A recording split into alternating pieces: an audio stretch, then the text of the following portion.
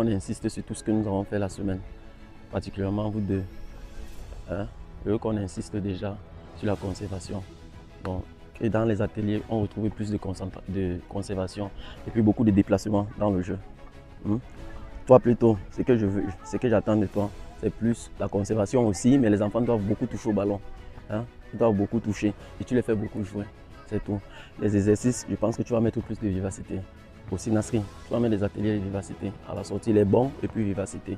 On va finir avec et puis on essaie de réviser. On voit tout ce que nous avons travaillé la semaine dans un petit jeu et on voit ce que ça va donner. Pour tous les gardiens, tu sais ce que tu as fait. Ok? Ok. On va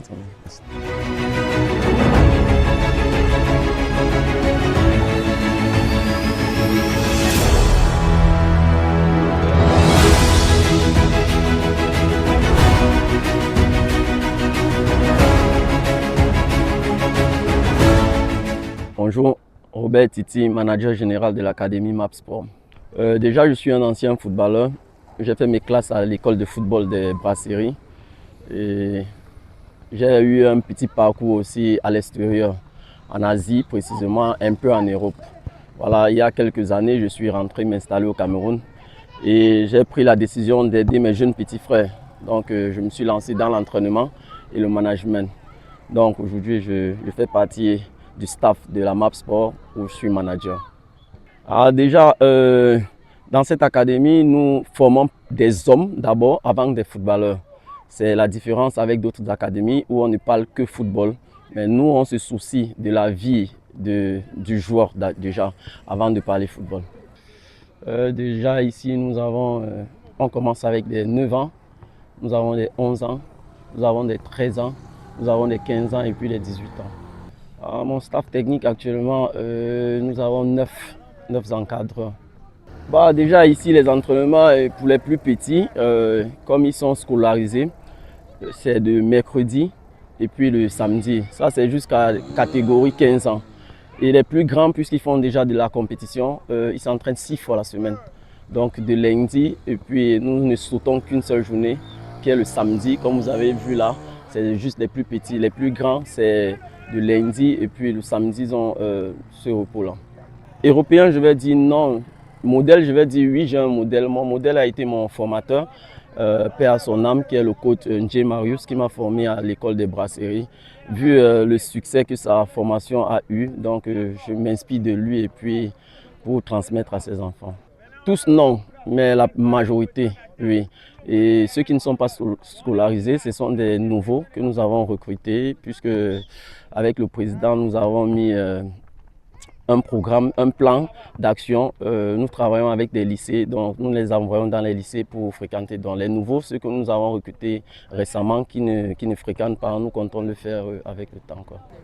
Bon, je dirais déjà, comme je vous ai dit tout à l'heure, les plus grands, puisqu'ils sont les plus exposés, nous les prenons 6 fois par semaine. C'est déjà pour éviter qu'ils soient constamment en contact avec les jeunes délinquants du quartier. Donc nous faisons l'effort de les occuper toute la semaine. Voilà, je pense que ça réduit leur temps libre et ils se concentrent plus dans le foot que dans la délinquance en tout cas.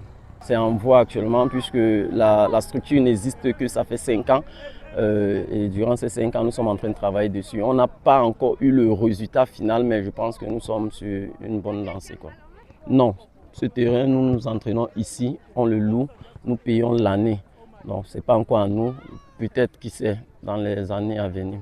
Oui, le président déjà, celui qui est le financier de cette académie, il a son immeuble et dans cet immeuble nous avons aménagé des appartements pour certains joueurs qui n'ont pas de logement. Donc nous les prenons en charge avant.